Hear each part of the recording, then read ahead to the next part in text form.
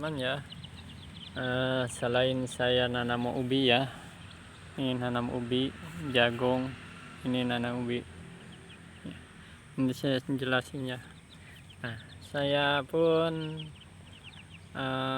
miara ayam. Saya sistem sistem basteran ya, biar cepat besar, biar cepat gede ya.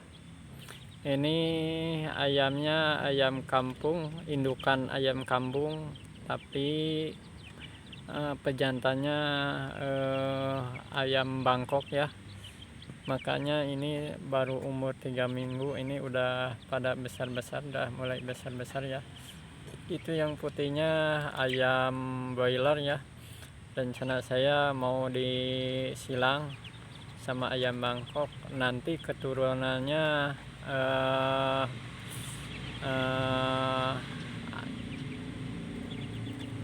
pada akhirnya nanti jadi ayam kampung super ya.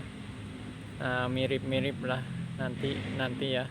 Prosesnya itu akan 3 kali persilangan ya. Jadi nantinya jadi benar-benar ayam kampung ya, mirip-mirip ayam kampung. Tapi ini nanti prosesnya cepat ya, dalam 3 bulan udah bisa panen ya, udah bisa ngejual kalau ini di basteran. Nah, kenapa saya miara ayam? Karena setiap pertaniannya ini bagi anak-anak baru mau belajar bertani ya, siklusnya setiap nanam itu pasti ada pupuknya, ada perkembangan pupuknya, memerlukan pupuknya, baik pupuk kimia ataupun pupuk organik ya, atau pupuk kompos.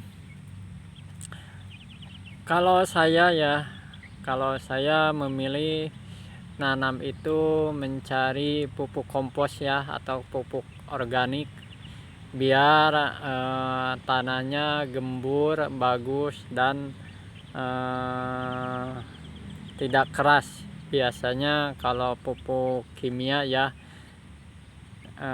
setelah tanahnya itu suka keras ya, nggak gembur dari awal. Kalau misalkan di musim kemarau itu biasanya suka keras. Saya pernah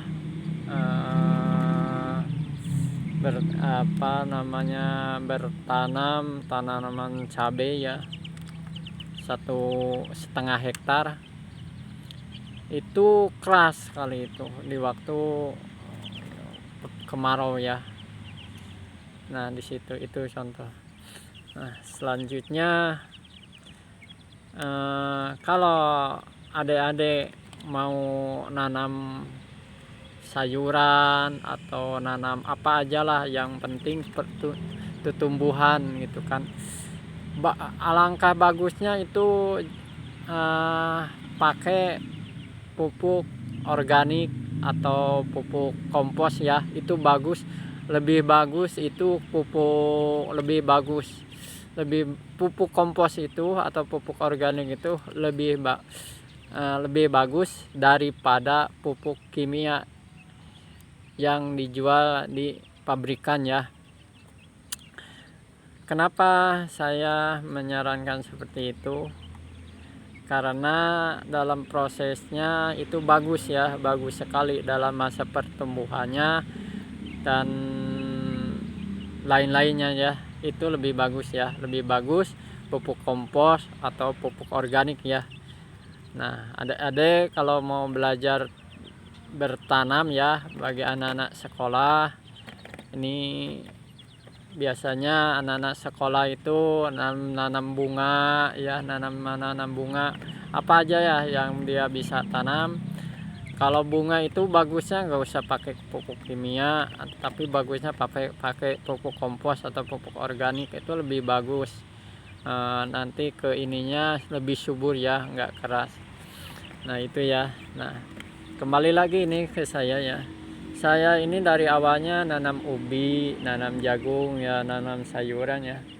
Saya jarang pakai pupuk kimia ya, tapi saya diutamakan pakai pupuk kompos sama pupuk organik ya. Kalau pupuk sama pupuk kandang ya.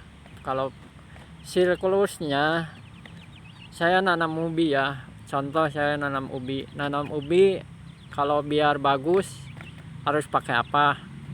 Dalam kita target dalam 3 bulan harus bisa panen, harus pakai apa gitu kan. Saya uji penanaman seperti yang nanam di sana ubi yang ada di torennya di situ itu dalam 2 bulan lebih ya, 3 bulan kurang. Saya apa namanya? Ini ya biar teman-teman tahu ya. Ini umur 4 bulan ya udah bisa dipanen ya. Saya udah bisa mau panen tapi saya belum bisa panen karena saya sibuk ya ke kerjaan yang lain. Soalnya bukan hanya sekadar ini aja, ada yang lain saya karena saya miara ayam juga. Nah, ini ya teman-teman. Siklusnya ini ya. Kalau teman-teman ini perbandingannya ya. Ini baru umur 3 bulan ya teman-teman, umur 3 bulan tapi ubinya udah lumayan bagus pertumbuhannya. Bahkan kalau ubi seperti ini teman-teman ya, batangnya seperti ini udah berarti ini udah betinya udah lebat ya, udah lebat, lihat aja. Nah ini pun daunnya cukup lah, nggak rimbun sama sekali. Ini kalau untuk pertumbuhan karena ubi itu memerlukan sinar matahari agar pertumbuhannya bagus. Nah ubinya ini udah pada besar ya teman-teman. Kalau mau bisa panen ini bisa panen teman-teman ya, bisa panen ini dalam 3 bulan emang jelas udah bisa panen. Tapi saya biasa saya panen ubinya mau besar-besar ya teman-teman. Dalam 1 biji itu saya biasanya bisa 1 kilo ya per biji itu. Jadi dalam 1 pohon ini bisa menghasilkan 4 kilo sampai 5 kilo ya teman-teman ini ya. Nah, jadi kalau maksimalnya ini bisa dipanen 4 bulan ya. Karena saya sih nggak terburu-buru harus panen, tapi kalau dalam bisnis teman-teman bisa langsung panen ya, bisa tanam yang lain. Ubinya udah besar-besar teman-teman. Ini dalam 3 bulan ya, 3 bulan ini umurnya 3 bulan teman-teman. Tapi kalau anjing umur 4 bulan ini besar teman-teman ya. Nah seperti ini ya. Ini contohnya ya teman-teman. Ini sama ukurannya sama sampai sana. Nah ini saya uji coba ini dalam 3 bulan. Alhamdulillah berhasil ya. Ini tanahnya sangat gemur sekali teman-teman ya. Karena ini udah dicampur pupuk tai durukan, pupuk kandang, sama pupuk organik ya.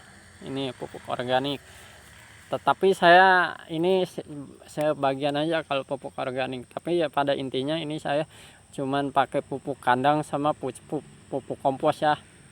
Baik pupuk tai durukan atau sampah-sampah.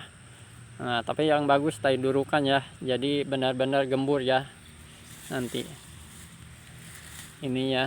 Ini walaupun kemarau ya, ini di waktu pas musim kemarau ini keras. Ini enggak keras ya, teman-teman. Tapi kalau misalkan teman-teman atau adik-adik kalau pakai pupuk kimia atau pupuk pabrikan ini akan keras, mengeras. Setidaknya mengeras kayak seperti ini ya kerasnya. Mengeras ini. Karena kenapa? Karena kan mengandung unsur kimianya itu keras kan. Karena namanya pupuk kimia itu dari awal pertumbuhannya cepat ya. Tapi kesananya lambat gitu. lambat itu ya. Seperti pengobatan manusia, kalau pakai obat kimia, obat di apotek itu awalnya bagus cepat, tapi kesananya itu kalau misalkan terus-terusan pakai obat kimia itu akan ada menimbulkan menahun bibit-bibit penyakit lagi gitu kan. Tapi kalau misalkan teman-teman semuanya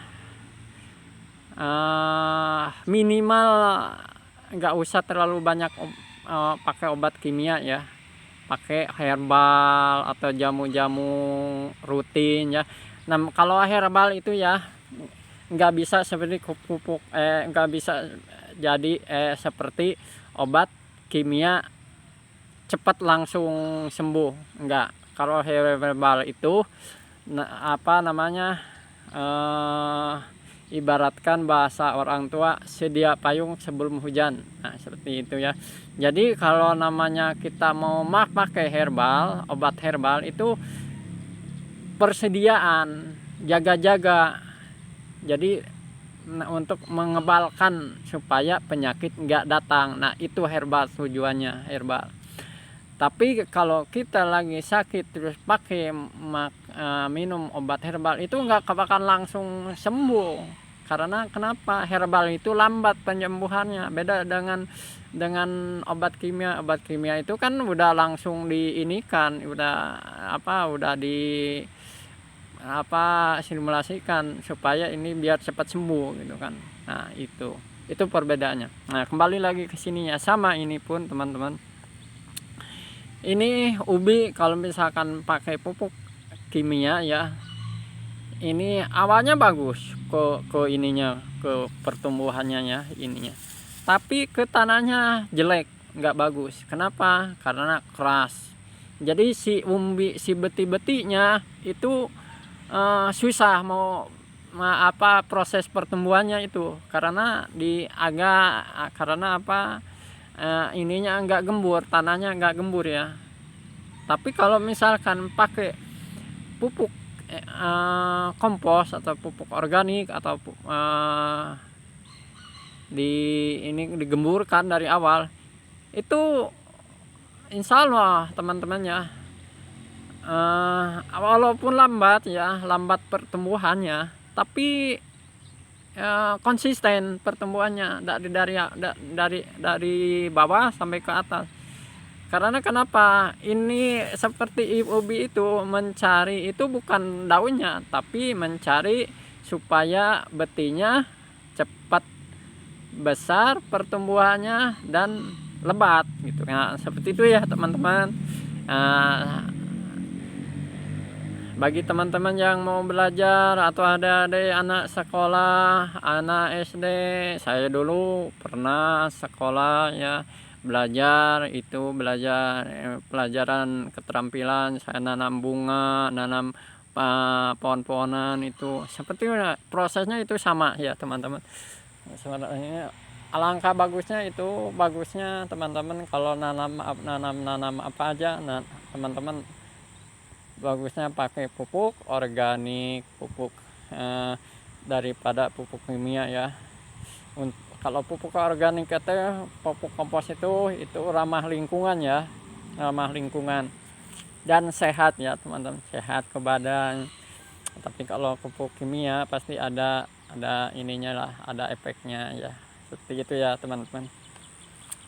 Saya ini nanam ubi, berarti saya harus ada persediaan pupuk komposnya, pupuk kandangnya. Pupuk komposnya dari mana? Saya memanfaatkan yang ada di sekitar ini. Seperti ini ya, saya buat pupuk kompos ya, buat saya. Nah di sini kan biasanya ada bekas sampah-sampah, saya duruk ini dari pupuk kompos ya, saya durukan.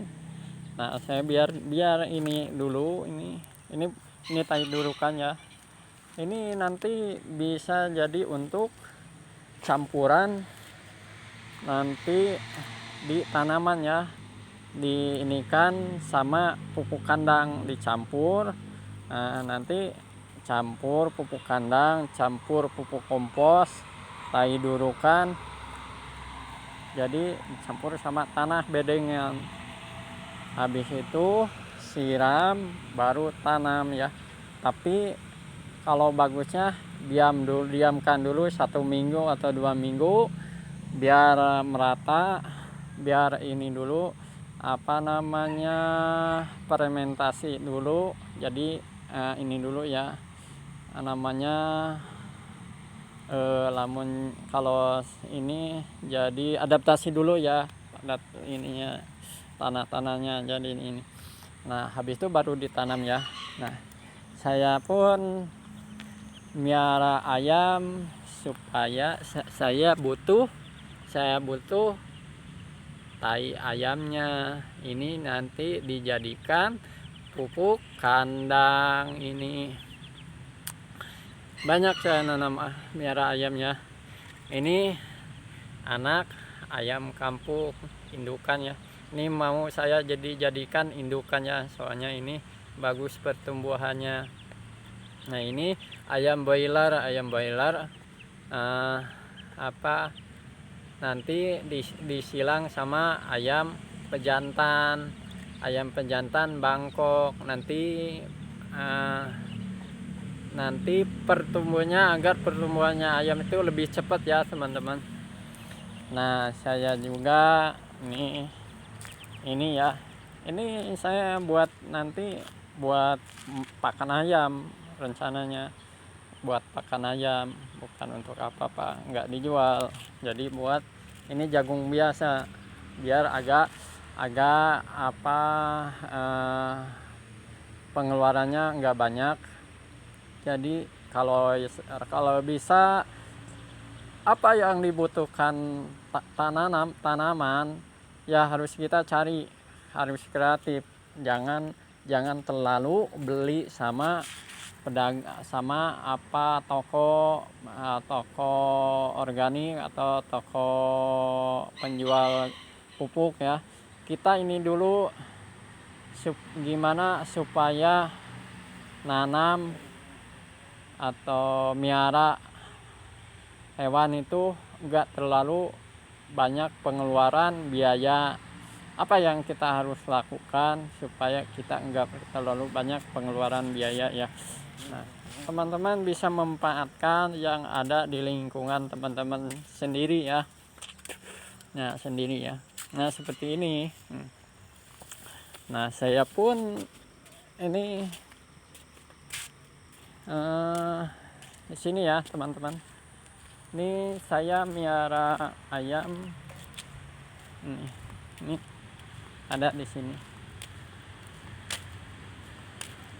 Ini kalau ini ayam kate ya. Kalau ayam kate itu lambat lah, nggak bisa dijadikan untuk bisnis teman-teman.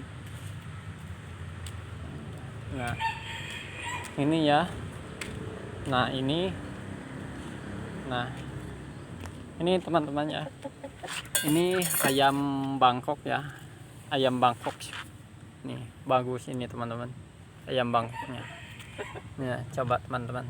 Nah, ini untuk pejantan nanti ininya. Nah, kalau ini untuk indukan ya. Ayam Bangkok indukan ini teman-teman. Ini bagus ayamnya. Ini sengaja ini. Nah, ini kalau mau dijual bisa laku 200 teman-teman ya. Ini asli, ini kayak pejantan, kayak ini ayam samo ya, samo ninja bagus ini ya. Nah, ini ya, ini ayam ini ya. Ada lagi teman-teman ya, saya miara ayam petelur. Nah, ini ayam petelurnya. Nah, bahkan pokok tainya itu teman-teman. Ini ayam petelurnya. Ini baru 2 ya. Rencana saya ya perlahan saja, nggak terlalu ini soalnya. Tuh ayamnya ngikut-ngikut saya teman-teman tuh. Ayamnya ngikut-ngikut saya tuh. Tuh itu betinanya ya teman-teman. Betinanya. Tegap ayamnya. Ini ya. Ini nanti dijadikan induknya, pejantan sama betinanya ya. Nanti ini ayam bagus ini teman-teman. Nah, seperti ini ya teman-teman. Nah, seperti itu ya. Ya kalau teman-teman itu harus ada silkus ya. Jangan ibaratkan nanam, kalau nanam itu nanam apa ya, jangan ibaratkan bingung gitu kan harus pakai apa-apa. Manfaatkan aja biar enggak apa, teman-teman enggak terlalu banyak biaya ya. Dan teman harus bisa mindsetnya harus bisa berpikir apa supaya nanam itu tidak banyak pengeluaran biaya gitu ya. Bisa teman-teman, adik-adik teman-teman yang mau belajar sama-sama, saya pun baru belajar, tapi bisa teman-teman dibuka di channel saya, bisa mensubscribe dulu teman-teman, agar teman-teman bisa membuka channel saya, karena di channel saya itu udah dijelaskan sampai mendetail dari nol, dari cara penanaman ubi, misalkan ubi dari nol sampai berhasil saya menanam dalam 3 bulan itu bisa berbuah, bisa panen ya. Dalam 3 bulan saya bisa panen ya. Itu semuanya ada di channel saya. Teman-teman bisa menyimak di channel saya ya, bisa buka. Makanya teman-teman wajib harus mensubscribe channel saya agar teman-teman bisa membuka. Tapi kalau nggak mensubscribe, teman-teman nggak kebakalan melihat seutuhnya caranya gimana supaya pertumbuhannya cepat dan bisa menghasilkan ubi yang bagus. Teman-teman nggak bisa kalau nggak mensubscribe di channel saya. Ini saya otodidak. Kalau yang lain mungkin dia pengetahuannya lebih tinggi, pakai ilmu, tapi saya secara otodidak belajarnya, jadi bisa mengerti sama teman-teman semuanya yang anak-anak SD, anak-anak sekolah, itu bisa dimengerti, nggak perlu banyak teori ya. Kalau orang yang pengetahuan tinggi mesti teorinya banyak gitu kan, tapi saya nggak banyak teori, tapi saya banyaknya praktek langsung gitu, nggak perlu banyak teori. Yang dibutuhkan sama teman-teman itu praktek langsung ini gitu. Kalau di ilmu pertanian kan itu yang bukan di lapangan yang itu yang menjelaskan, tapi orang dalamnya, orang gurunya lah gitu kan. Tapi prakteknya belum tentu kan, itu baru itu kan. Tapi yang dibutuhkan sama kita itu prakteknya, apa bisa enggak gitu kan. Nah, kalau teori sih gampang, tapi prakteknya susah gitu kan ya. Makanya teman-teman yang dibutuhkan itu prakteknya, bukan teorinya ya. Itu ya yang saya jelaskan. Coba kalau teman-teman mau itu ya, buka aja channel saya dan subscribe aja channel saya, agar teman-teman bisa tahu caranya, cara menanam baik ubi-ubian, ubi jalar atau tanaman-tanaman yang lain ya. Saya pun pengalaman saya nanam cabai gepen, cabai gemok, cabai rawit, cabai apa aja saya pernah. Saya 1 tahun saya nanam setengah hektar. Saya alhamdulillah saya berhasil, tapi biayanya itu besar ya teman-teman. Makanya saya nggak nggak terlalu berani kalau nanam cabai itu, karena pengalaman saya emang itu udah terjadi. Tapi yang saya semuanya tak nanam, saya udah pernah dicoba. Saya nanam tembakau, saya pernah. Ini mertua saya kan nanam tiap tahun nanam tembakau ya, nanam tembakau sampai saya ketika saya nganggur, saya mengebantuin mertua saya itu nanam tembakau. Terus nanam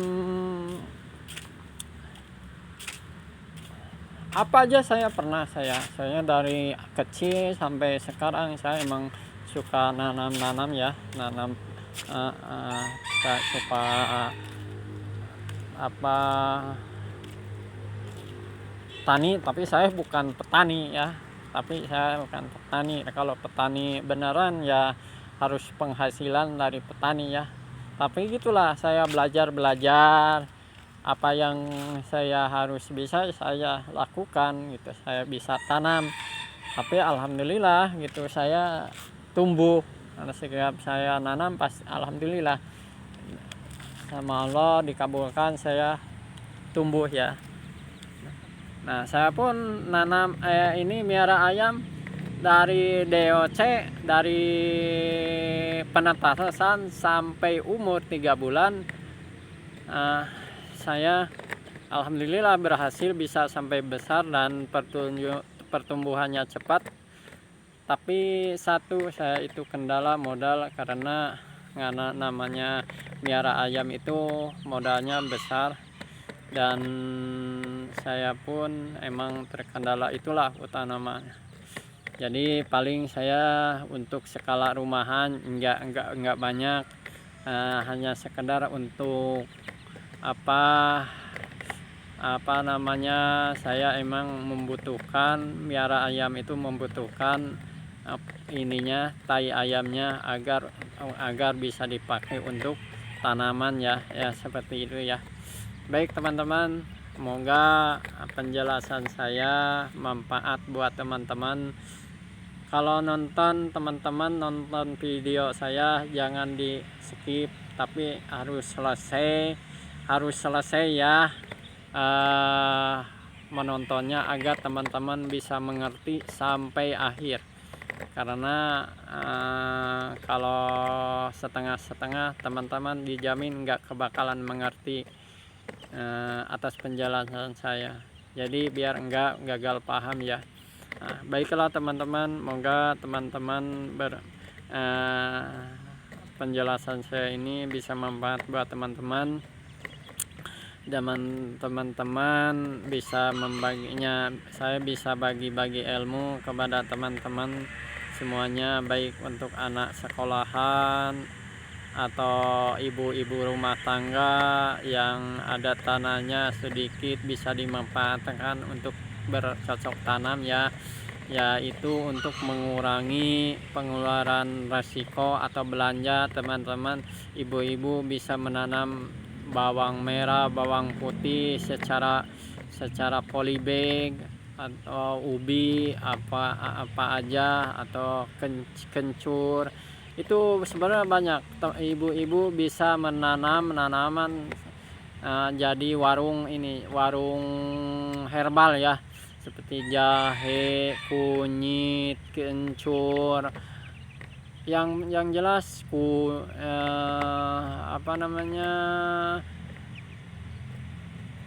tanaman herbal lah ya kan, lengkuas gitu kan.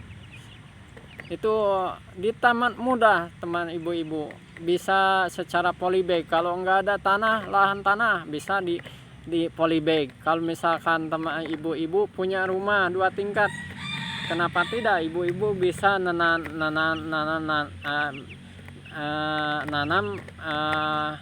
herbalnya pakai polybag di atas ini, di atas loteng atau di pagar-pagarnya, kan ada biasanya ada benteng-bentengnya seperti itu ya.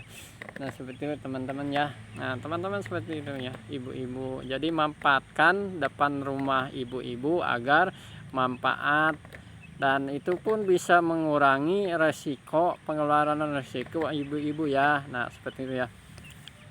Oke teman-teman, baik anak-anak sekolah, teman-teman semuanya, ibu-ibu semuanya, jangan lupa ya subscribe di channel saya agar bisa mengerti, bisa paham keseluruhannya ya, jangan sampai sepotong-potong.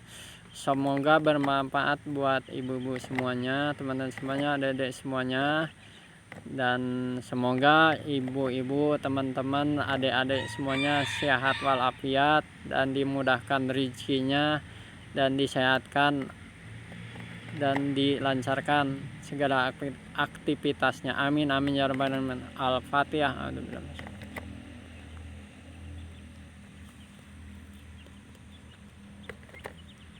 Abdulin amin. Wassalamualaikum warahmatullahi wabarakatuh.